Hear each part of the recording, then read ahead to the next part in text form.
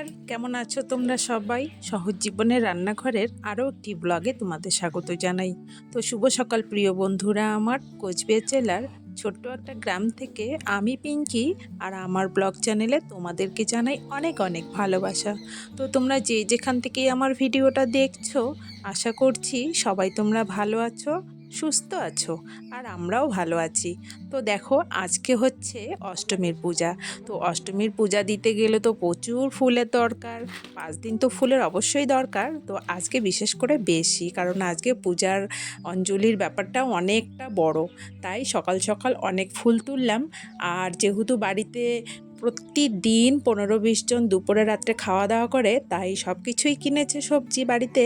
আর বরবটিটা মার নিজের হাতে লাগানো, তা মা বলছে যে ফুল তোলার পরে বরবটিগুলো ছিঁড়ে নিস। তো তাই দেখো, সম্পূর্ণ মানে গাছে যা বরবটি ছিল সবগুলোই তুলে নিলাম।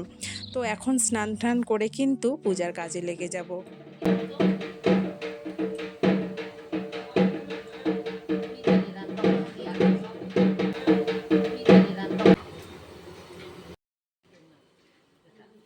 দুই দিদা এক পিসি ওরা পান বাজতে শুরু করেছে, আর আমার মামি ভাজা ভুজি লাবড়া এগুলো করেছে, আর আমি শুধু হালুয়া আর মানে খিচুড়ি ভোগটা করব। তো সমস্ত কিছু প্রায় হয়ে গেছে, শুধু খিচুড়ি আর সুজিটা হয় নেই, ওটাই আমি করব। তো মামিকে লুচিগুলো বেলে দিচ্ছি, আর এদিকে রাঁধুনিও এসে গেছে, ওনারা রান্না বান্না শুরু করে দিয়েছে দেখো।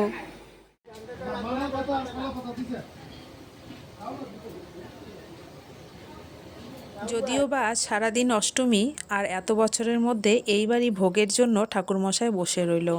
তো ভোগটা করতে একটুখানি দেরি হয়ে গেছে, আর আমি শুধু বললাম না ওই হালুয়া আর খিচুড়িটা করেছি, একটুকুও দেরি করিনি, মানে খুব তাড়াহুড়ো করে খিচুড়িটা রান্না করে, মানে গরম গরম খিচুড়ি, মানে খিচুড়িটা তো পুরো সিদ্ধ করে নামাতে হয় না, মানে খিচুড়ি তো ভাবেই, মানে ভাপ ভিতরে ভাপ হতে হতে খিচুড়ি কিন্তু হয়।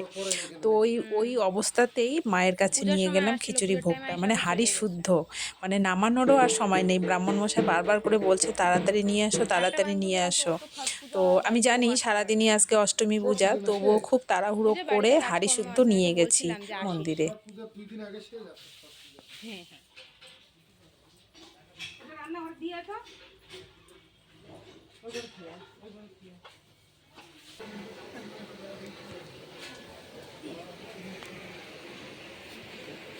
দাও ছিটা দাও জলে।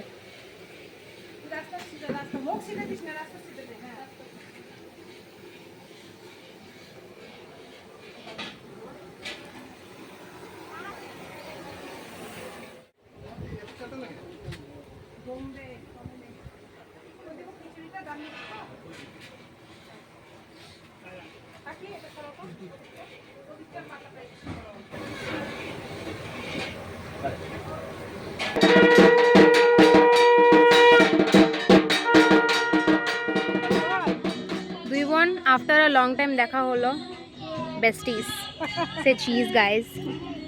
তো দেখো বন্ধুরা, এটা আমার দিদির ছেলে, অনেক দিন পর আমার এই দিদির সঙ্গে দেখা হইলো। ও থাকে দিল্লিতে। ওই যে একটা কথাই আছে না, যে 7 ঘাটের জল একখানে হয়, তবু বোনের দেখা হয় না। তো অনেক বছর পরে এই দিদির সাথে আমার দেখা, আর দিদির এই যে একটা মাত্র ছেলে, কি সুন্দর দেখো, খুব খুশি হচ্ছে ও, পাথর ঢিল মারছে পুকুরে।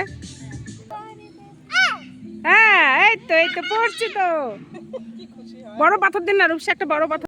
তো আজকে অষ্টমী পূজার মেনুতে ছিল পোলাও, আলুর চিপস আর চাটনি, সঙ্গে মটর পনির আর রসগোল্লা। তো 1 বস্তা দাদা আলু নিয়ে আসছিল। তো ওনারা বলছিল যে এই আলু দিয়ে হবে না, কারণ ইন্ডিয়ান আলু দিয়ে চিপস ভালো হয় না।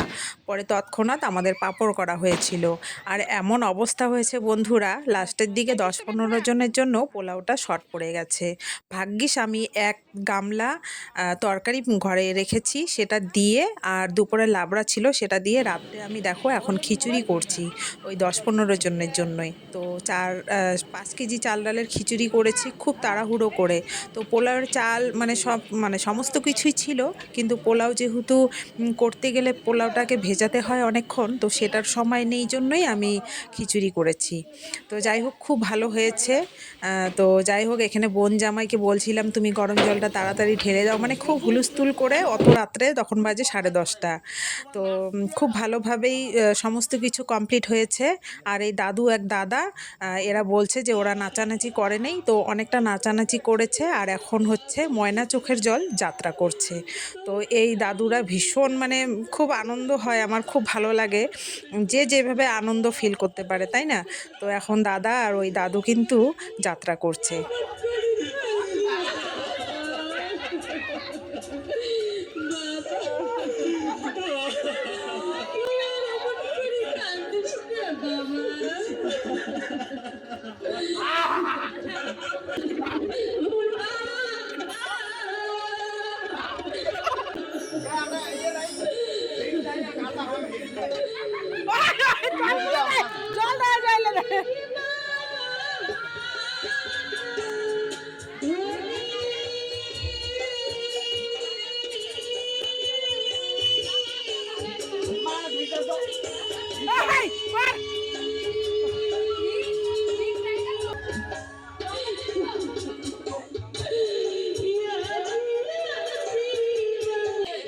আর ভিডিওটা ভালো লাগলে বন্ধুরা অবশ্যই কিন্তু একটা লাইক, কমেন্ট এবং শেয়ার করে দিও।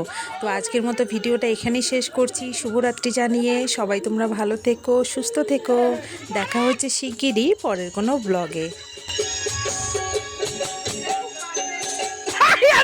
মাথা ঢুকলো।